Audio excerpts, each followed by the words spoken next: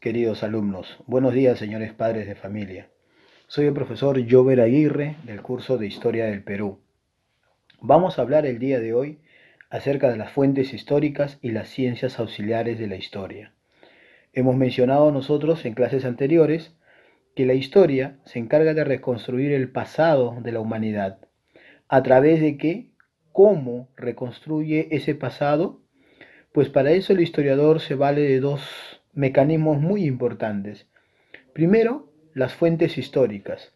Vamos a mencionar nosotros qué cosas son las fuentes históricas y cuáles son su importancia para la historia y obviamente también cómo se clasifican, así como las ciencias auxiliares, qué vienen a ser, cómo se clasifican y de qué manera ayudan al historiador en su proceso de investigación. Pues bien, empecemos entonces, chicos. Hay varias clasificaciones acerca de las fuentes históricas, pero primero mencionemos qué cosa es una fuente.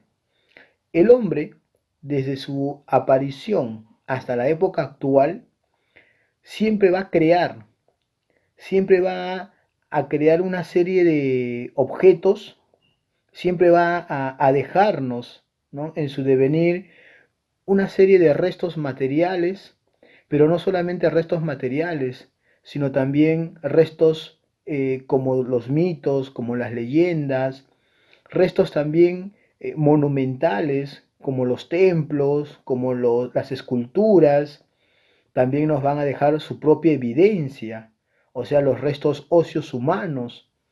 También nos van a dejar los diferentes documentos que elaboraron desde el momento en que apareció la escritura. Entonces, ya más o menos debes tener una idea de lo que viene a ser una fuente histórica.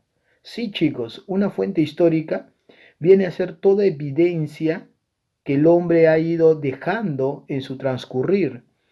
Es toda evidencia, todo rastro, toda huella que el hombre ha usado, ha creado y luego ha dejado.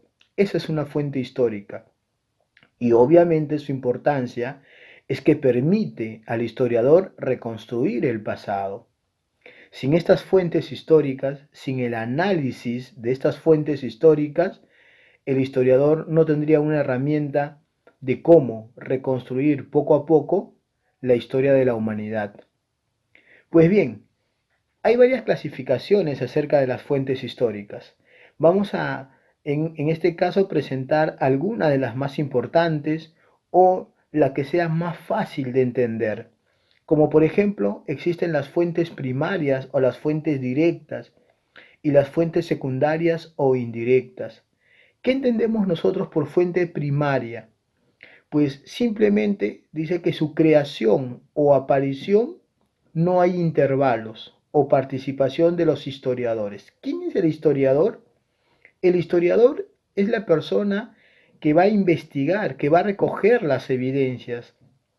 Es el que va a hacer el análisis exhaustivo de las fuentes históricas. Entonces, simplemente estas fuentes aparecieron anterior al historiador, en el mismo momento de los hechos. Por eso se le llaman fuentes primarias o también fuentes de primera mano. Aquí tenemos las fuentes documentales, ¿no? Las fuentes escritas que fueron ahí mismo elaborado en el momento. Las fuentes iconográficas que tienen que ver con las imágenes, con los dibujos, con los cuadros, con los murales. Las fuentes orales que tienen que ver con la creación de mitos, leyendas, tradiciones, costumbres. Y las fuentes materiales que tienen que ver toda evidencia tangible que el hombre ha creado y ha dejado. Donde el hombre ha intervenido, donde la mano del hombre ha intervenido, ya podemos hablar nosotros de fuentes materiales. Y en el caso de las fuentes secundarias, dice simplemente es la interpretación de los hechos. Hay reelaboración de los datos procedentes de las fuentes primarias. En otras palabras, las fuentes secundarias ya son creadas principalmente por el historiador después de un exhaustivo análisis heurístico y hermenéutico de las fuentes, o sea, de su recopilación y de la veracidad de esas fuentes. Porque el historiador también se encarga de eso, chicos, de ver que estas fuentes históricas sean reales, reales en el sentido de que sean verdaderos, de que la cronología, de que la escritura, de que el material en la que está hecho esas fuentes sea, ¿no?, de la misma época, ya que a través de la historia el historiador ha ido encontrando una serie de documentos falsificados. Los arqueólogos, los antropólogos han ido creando también una serie de evidencias que no contrastaban con la realidad, ¿no? Entonces el historiador tiene que hacerse cargo de ese análisis exhaustivo para poder reconstruir el pasado. Y aquí también vienen las fuentes documentales, vienen las fuentes iconográficas y las fuentes orales. O sea, en otras palabras, es la interpretación, ¿ya?, exhaustiva y de carácter científica de las fuentes primarias. Pues bien, aquí tenemos entonces la clasificación de las fuentes primarias o directas. Hemos dicho fuentes documentales o también llamadas fuentes escritas. Aquí, por ejemplo, tenemos textos narrativos y textos estadísticos. A ver, vamos a poner un ejemplo, ¿no?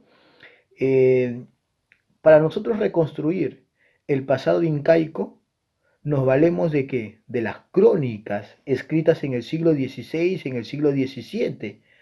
Entonces, esto es una fuente escrita o una fuente documental, ¿correcto?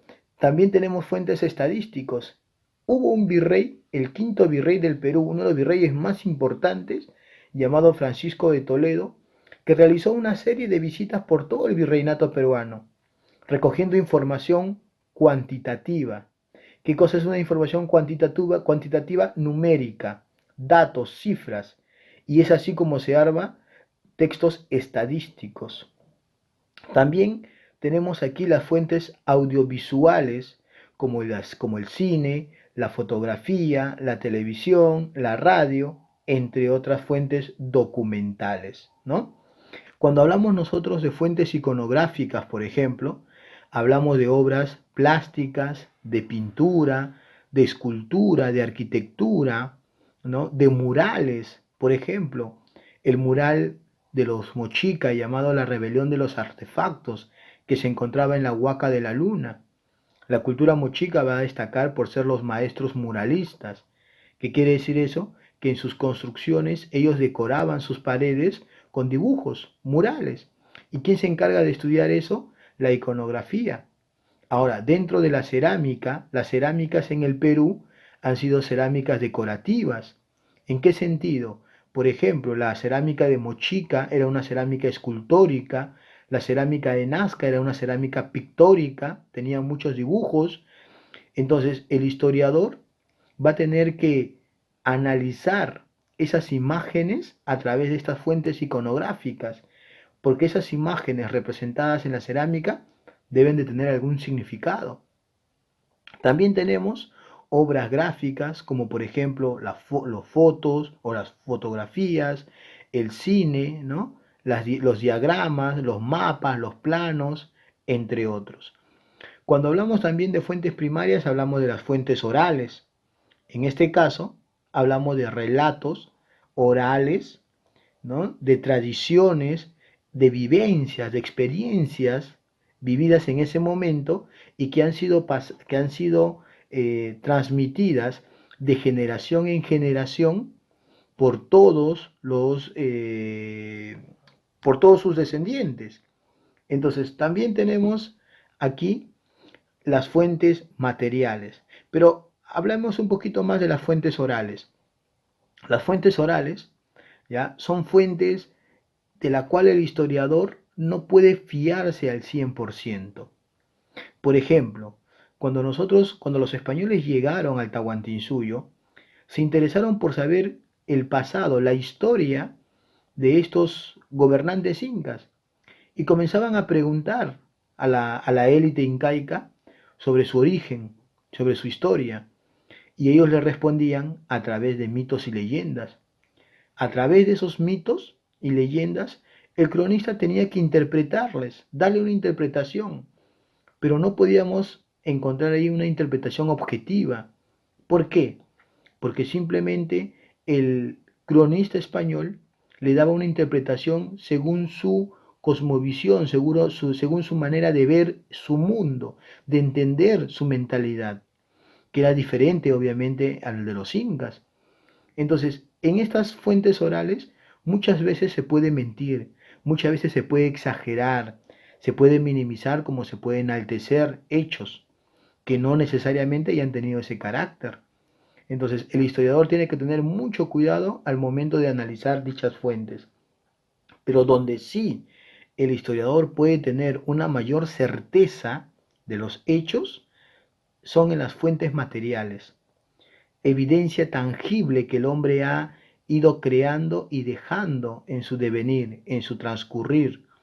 Aquí tenemos las fuentes arqueológicas, también se les conoce, como por ejemplo restos móviles, ¿no? Restos materiales móviles que son fácilmente trasladables, transportables, como una vasija hecha de cerámica, como un fósil, por ejemplo, y otras que son difíciles o prácticamente imposibles su traslado, como son las fuentes materiales inmobiliarias, ¿no? Fuentes materiales móviles e inmóviles, como las ciudades, por ejemplo, como los templos, como las tumbas, como los grandes monumentos que se edificaron, entre otros. Dice, ¿qué tipo de fuente histórica primaria representa cada una de las siguientes imágenes? ¿Qué tipo de fuentes históricas primaria representan las siguientes imágenes? Aquí te voy a presentar 11 imágenes. Por ejemplo, ahí vemos a dos, tres personajes que están reunidos. Uno de ellos está dando la mano con el otro. Es un saludo muy fraterno o con demasiado afecto, ¿no? Y de repente es fácil identificable uno de esos dos personajes o tres personajes, ¿no? El que se encuentra al lado izquierdo es Adolfo Hitler, ¿no? El líder nazi que prácticamente provocó el desarrollo de la Segunda Guerra Mundial. En el número 2, ¿no? Vemos una imagen con una vestimenta, por ejemplo, diferente. Debe ser una época diferente, pero ¿con qué está relacionado? En el número 3 vemos una imagen que parece que es satelital. ¿De qué? De alguna ciudad, de algún lugar.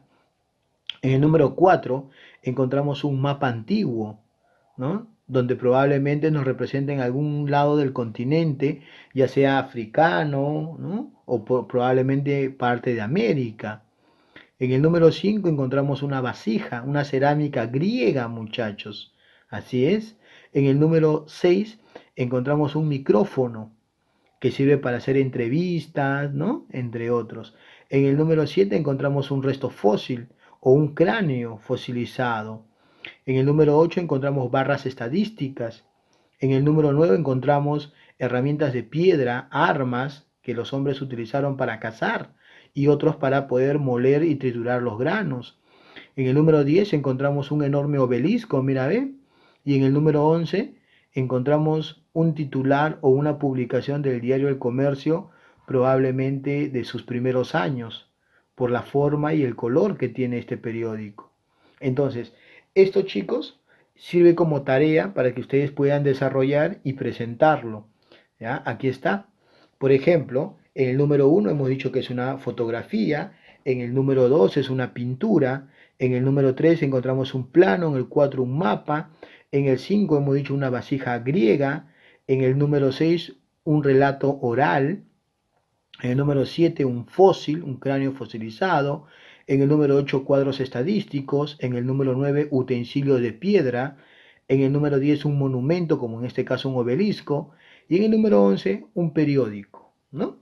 Entonces ustedes tienen que ahí identificar a qué tipo de fuente estamos hablando, para que tengan una idea, ¿no? Se van a guiar de esta clasificación que está aquí, ¿ya? Fuentes documentales, fuentes iconográficas, fuentes orales y las fuentes materiales. Muy bien.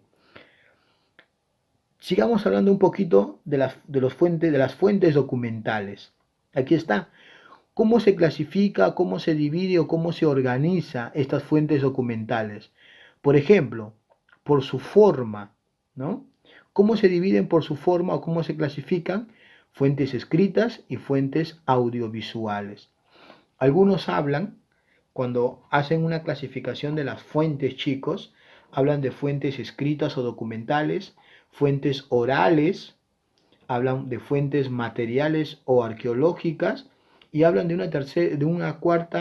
un cuarto tipo de fuente llamado fuentes audiovisuales. ¿Ya? Estas fuentes aparecerían principalmente en el siglo XX. Pero vamos a ver. Entonces, aquí nosotros hemos encontrado una clasificación de las fuentes documentales de distintas maneras. Por ejemplo, ya hemos dicho que por su forma, ¿no? Por su forma son fuentes escritas y fuentes audiovisuales. En el caso de fuentes escritas son textos narrativos y estadísticos. Y en las fuentes audiovisuales son el cine, la fotografía, la televisión, la radio, que tienen de por sí un valor histórico y por eso son considerados como fuentes. ¿Por qué? Porque para hacer el cine, para tomar una fotografía o una película o una serie en televisión, qué sé yo, se recoge evidencia histórica. Por eso es importante. O inclusive, ¿no? En el cine, en las imágenes, en la televisión, se puede ver un poco de el momento, del contexto en el que se desarrollaba cierto hecho. También encontramos en las fuentes documentales por su soporte, ¿no? O sea, prácticamente el material en el que está hecho o el material en el cual está desarrollada. Aquí hablamos de las fuentes manuscritas, o sea, hechas a mano, ¿ya? Recuerda que todavía no había la imprenta. La imprenta todavía se inventa en el siglo XV. Entonces todos los documentos eran a mano. Ahí hablamos de fuentes manuscritas. Luego del siglo XV aparecen las fuentes impresas. Y ya hoy en día hablamos de fuentes microfilmadas, fuentes informatizadas, entre otros, ¿no? Pues bien, por ejemplo, un USB sería una fuente informatizada o microfilmada. Más que microfilmada sería informatizada.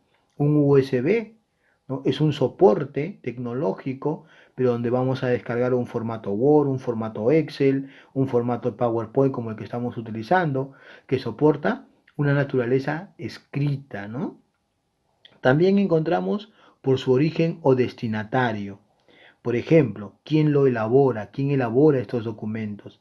Y encontramos documentos públicos y documentos privados.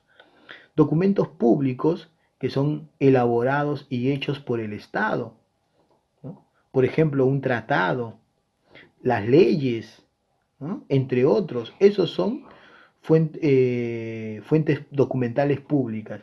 Y las privadas, pues ya que tienen que ver con lo interno, ¿no? Por ejemplo, en el caso de una empresa, en el caso de una familia, etcétera. Por ejemplo, cartas, ¿no? Cartas dirigidas entre dos personas.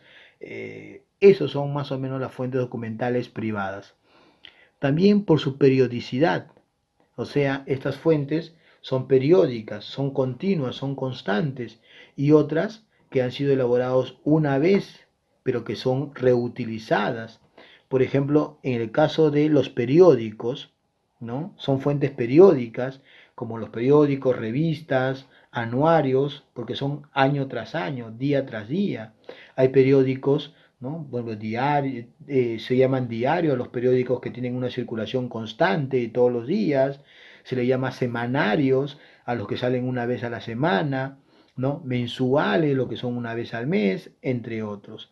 Y las no periódicas son como por ejemplo enciclopedias o monografías, ¿no? Que tienen una base de investigación, pero luego obviamente ya una vez impresas se vuelve a utilizar y utilizar como libros de consulta. Y tenemos por su tema, ¿no? Hay pues documentos políticos, documentos económicos, documentos culturales, documentos sociales de diferentes caracteres. ¿Qué tipo de fuente documental escrita representan las siguientes imágenes? Ahí, por ejemplo, en el número 1, puedes ver en el número 2, el número 3, ¿no? El número 4, entre otros. A ver, son 9 imágenes. Las fuentes secundarias o indirectas. también son documentales, también son iconográficas, también son orales. En el caso de las fuentes documentales, también están escritas y audiovisuales. En el caso de las fuentes iconográficas, están los mapas históricos, los esquemas, los dibujos conceptuales, las líneas de tiempo, ¿no? O sea, son ya creaciones de los historiadores, de los estudiosos, sobre los documentos o sobre evidencias ya históricas, ¿no? De primera mano. Las fuentes orales también son entrevistas a historiadores, por ejemplo, ¿no? Supongamos que nosotros queremos estudiar un episodio, no sé, recoger la información sobre las personas afectadas con esta pandemia que estamos viviendo. Entonces, en unos años, ¿qué vamos a poder hacer? Entrevistar a estas personas. Y después de entrevistar a estas personas, nosotros vamos a tener un documento que le permita al historiador analizar la situación. Existen numerosas fuentes secundarias, libros que editan o que imprimen los historiadores, que están sobre una base de investigación, ¿no? Las enciclopedias, las biografías, los estudios arqueológicos que se hacen sobre, por ejemplo, Chavín, Caral, ¿no? Tratados de arte, o sea, se analizan las pinturas de Leonardo da Vinci, las pinturas en este caso, también de Sandro Botticelli, por ejemplo, o las pinturas de Donatello, perdón, las pinturas de Miguel Ángel, ¿no? Entre otros, revistas especializadas, documentales hechas, ¿no? Sobre una evidencia histórica. Series, por ejemplo, Espartaco, la serie Espartaco, que habla sobre el levantamiento de un esclavo y gladiador en Roma, ¿no? Espartaco era un gladiador y esclavo que dirigió la rebelión más grande en la historia antigua.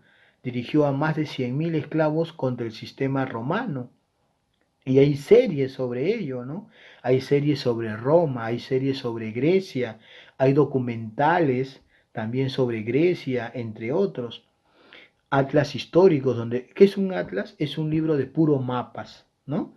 Mapas ya hechas de manera contemporánea, impresas, interpretación de los datos estadísticos, críticas literarias, entre otros. Por ejemplo, ¿qué tipo de fuente secundaria encontramos en las imágenes? Mira tú, ¿no? Ahí está.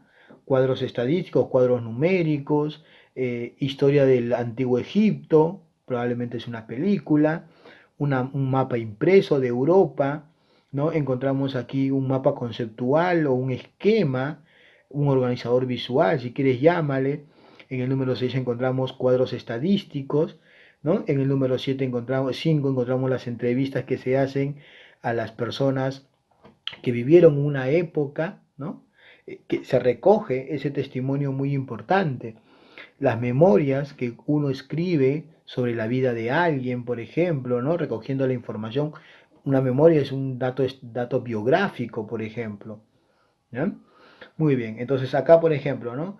La estadística es en el número uno, son fuentes documentales escritas, una monografía es una fuente documental escrita, un mapa, fuente iconográfico y así. Muy bien. Ahora, el historiador hemos dicho entonces que recoge qué cosa? El historiador recoge lo que viene a ser las fuentes históricas para poderlas analizar, ¿no? Para poder reconstruir el pasado. Pero aquí viene el detalle.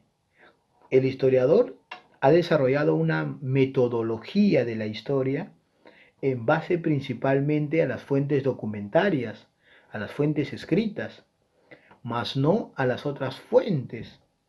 Entonces, ¿qué tiene que hacer el historiador para poder reconstruir de manera adecuada y objetiva el pasado de la humanidad? Tiene que apoyarse en otras ciencias que así como ella han desarrollado el método científico, la observación, la hipótesis, la demostración de la hipótesis y la teoría, ¿no? Entonces, en este caso, la historia se va a apoyar en estas ciencias. Por eso se dice que la historia y estas ciencias son interdisciplinarias. ¿Qué cosa quiere decir eso? Que las dos se van a dar la mano, los dos se van a apoyar. La historia utilizará los métodos de estas otras ciencias y estas otras ciencias utilizarán los métodos históricos para su proceso de investigación.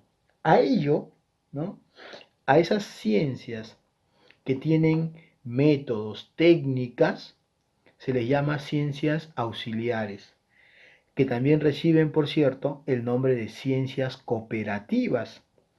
¿Ya? ¿Qué es una ciencia auxiliar o una ciencia cooperativa?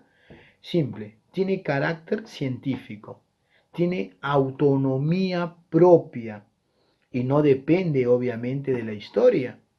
¿Por qué? Porque ya les he dicho, al igual que la historia, estas otras ciencias desarrollaron una metodología.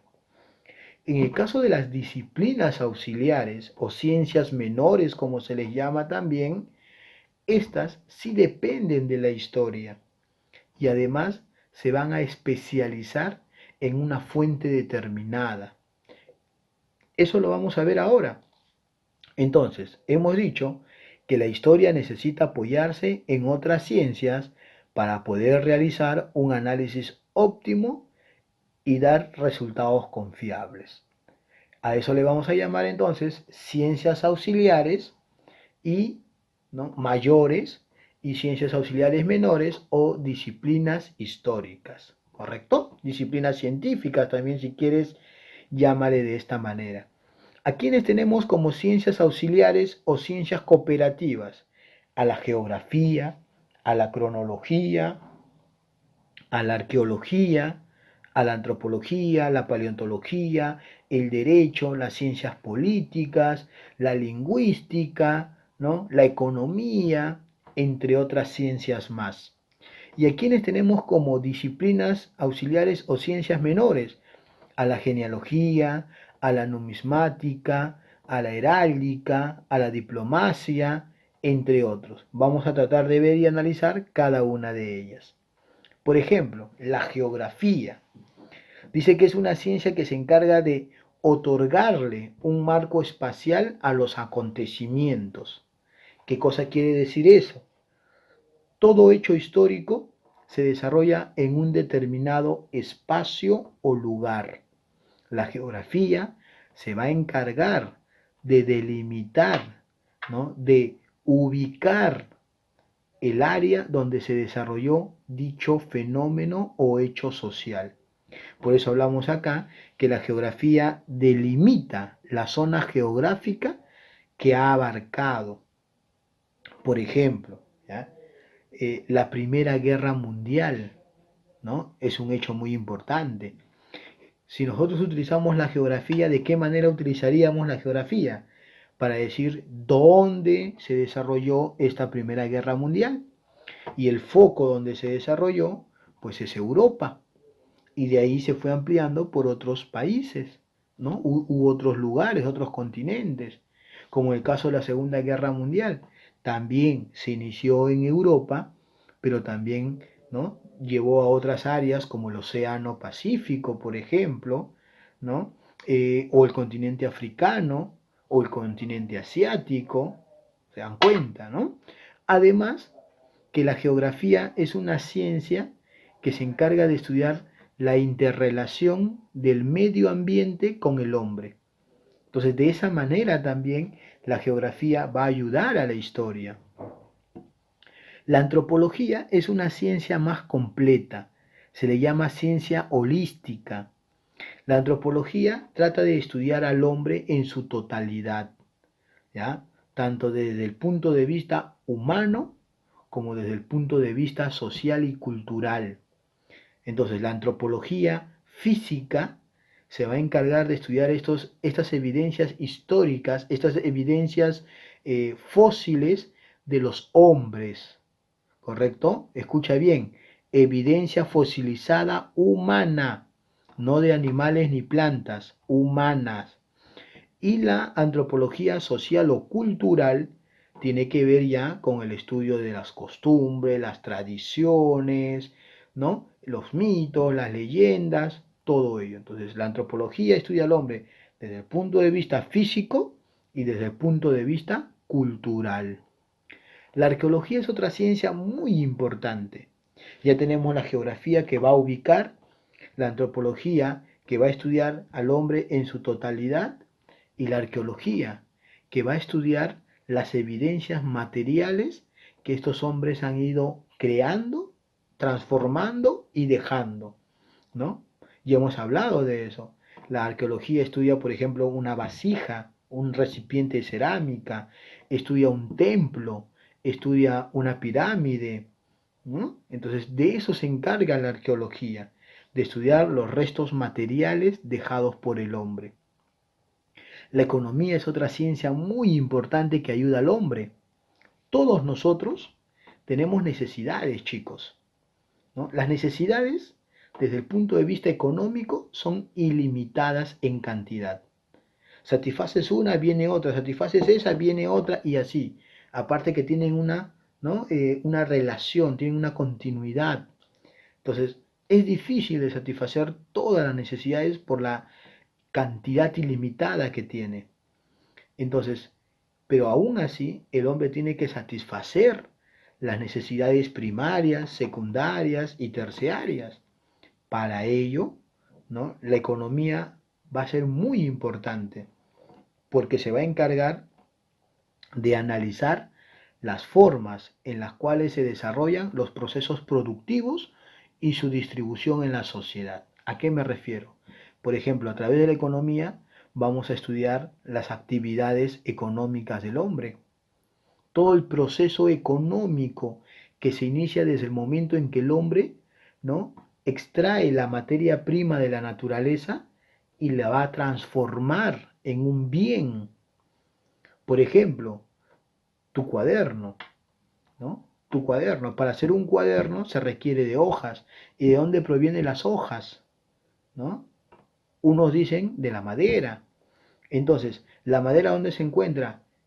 En el medio. Por tanto, es extraído, es transformado, convertido en hoja, convertido en papel y luego, ¿no? Puesto en el mercado para que tú lo puedas comprar y así puedas satisfacer tu necesidad. Entonces, la economía se encarga de eso, chicos. En la historia, todas las sociedades se han desarrollado desde el punto de vista económico, social, cultural, entre otros. Por ejemplo, antes de la llegada de los españoles, ¿cuál era la economía más importante en el Perú? Era la agricultura, el trabajo en la tierra, muchachos. Luego con los españoles, la actividad económica más importante y que causó mucho daño a la población indígena fue la minería.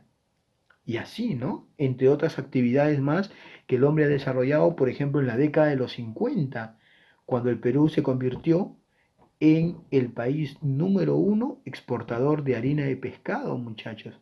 Y se comenzó a desarrollar la pesca, otra actividad económica. También tenemos la cronología. La palabra cronología viene de dos vocablos griegos, crono, que es tiempo, y logología, que es estudio o tratado. O sea, la cronología estudia el tiempo. Y hemos dicho que todo hecho histórico se desarrolló en un determinado espacio, ¿no? Geografía, y en un determinado tiempo, cronología. Entonces, la cronología le otorga el marco temporal a los acontecimientos. Nos dice que este hecho se desarrolló desde A hasta B, de un inicio hasta un fin. Define temporalmente los eventos desde su comienzo hasta su fin. Así es. Por ejemplo, cuando hablamos de cronología, hablamos de los famosos calendarios. ¿Y cómo se llama nuestro calendario? Nuestro calendario se llama, muchachos, calendario gregoriano, porque fue en la época del Papa Gregorio VII en la que se confeccionó este calendario. Entonces imagínate, ¿no? Se parte del año cero, que es el nacimiento de Cristo, y de ahí hacia adelante, ¿no? Y de ahí hacia atrás, es como una recta numérica. Entonces, por eso la cronología es después de Cristo y antes de Cristo. La paleontología, ¿no? Hemos dicho que la antropología, estudia la evidencia fosilizada humana, o sea, los restos fósiles del hombre. Pero ¿quién estudia los restos fosilizados de animales y vegetales ya extintos, la paleontología, ¿correcto? Es la ciencia que estudia e interpreta el pasado de la vida sobre la Tierra a través de los fósiles. Pero recuerda, fósiles vegetales y fósiles animales, inclusive de animales ya extintos y de vegetales también ya extintos. Ahora hablamos de las disciplinas auxiliares o de las ciencias menores, como la diplomacia, por ejemplo, que es un estudio de los documentos oficiales. ¿A qué se le llama documentos oficiales? Pues simplemente a los documentos de origen público, ¿ya? Hechos por el gobierno, por el Estado. Por ejemplo, acá se estudia la veracidad, se analiza los tratados fronterizos firmados con otros países, los tratados de paz, ¿no? A través de la diplomacia, entonces se estudian, muchachos, específicamente los documentos, su autenticidad y su validez. Pero recuerda, documentos oficiales. La paleografía es otra ciencia, perdón, otra disciplina auxiliar muy importante, vital, trascendental. ¿Por qué? Porque la historia, hemos dicho, ¿no? Ha desarrollado el método histórico que se apoya en los documentos, en la escritura. Pues sí, la paleografía se va a encargar de estudiar los documentos y las escrituras antiguas. Documentos, recuerda que tiene como material el papel, el papiro, más no la escritura impregnada en paredes, en arcilla o en piedra. De eso no se encarga la paleografía, sino de documentos. Profe, ¿y lo otro quién se encarga? Ah, la epigrafía. La epigrafía estudia las inscripciones dejadas en paredes, como por ejemplo las paredes de las pirámides, ¿no? En barro, como la escritura cuneiforme, por ejemplo, de los mesopotámicos, y en piedra, como por ejemplo el obelisco, donde fue hallado el código más antiguo dado por un pueblo, llamado los códigos de Hammurabi. Es la ley más antigua dado por el hombre. Esa es la epigrafía. La etnología es otra ciencia, ¿no? U otra disciplina y razones de las costumbres y tradiciones de un pueblo, específicamente las costumbres y tradiciones de una raza. La genealogía es otra disciplina muy importante porque tiene que ver con el pasado, ¿no? Con la ascendencia y la descendencia de las personas. Por ejemplo, si hablamos de ascendencia, es quién está encima de nosotros, es nuestros padres, y encima de ellos nuestros abuelos, y encima de ellos nuestros bisabuelos, y así vamos armando nuestro árbol genealógico. La numismática es otra ciencia, otra disciplina muy importante que se encarga, ¿no? De estudiar, de analizar las monedas antiguas principalmente, ¿no? Pero no solo monedas, también medallas, medallones, entre otros. Pero se enfoca principalmente en las monedas. Por ejemplo, en la historia del Perú se dice que ha habido 7 monedas desde la época colonial. En el Perú antiguo, cuando digo Perú antiguo me refiero a antes de los españoles, no había moneda, el comercio era más en trueque. La heráldica es otra disciplina muy importante, porque se va a encargar de estudiar los blasones, o sea, las insignias, los escudos, ¿no? De familias, de ciudades, de personas, entre otros.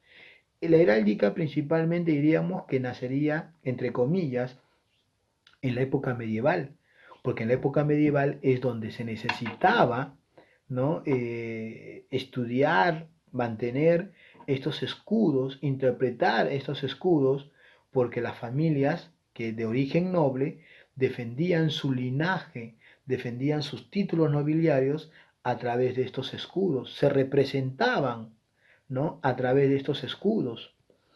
Encontramos también la sigilografía, así como la paleografía estudia los documentos antiguos, la escritura de documentos antiguos, así como La numismática estudia las monedas, la sigilografía estudia los sellos de los documentos importantes, ¿no? Imagínate, es como decir hoy en día para que un documento tenga validez legal, ¿qué se requiere? Que esté notariado. Tú te vas a un notario, el notario firma y sella dicho documento y ya tiene validez legal. En esta época, algo similar a ello eran los sellos. Entonces, esa es la sigilografía. La espeleología es algo muy importante también porque se encarga de estudiar, ¿ya? Es parte de la geología, pero que se encarga de estudiar principalmente, ¿ya?, las cavernas y las cuevas. Y esto para el estudio primitivo, para el estudio del hombre primitivo, es importante y trascendental. Muy bien, chicos, eso ha sido todo por el día de hoy. Recuerda, las fuentes históricas son las evidencias dejadas por el hombre que son recogidas por el historiador para reconstruir el pasado. Y el historiador tiene que hacer un análisis exhaustivo de esas fuentes históricas. Y las ciencias auxiliares, así como las disciplinas, colaboran de manera autónoma y de manera dependiente a la historia. La ciencia auxiliar es autónoma porque desarrolló sus propios métodos y las disciplinas son técnicas que dependen de la historia y que ayudan, ¿ya?, en el proceso de investigación.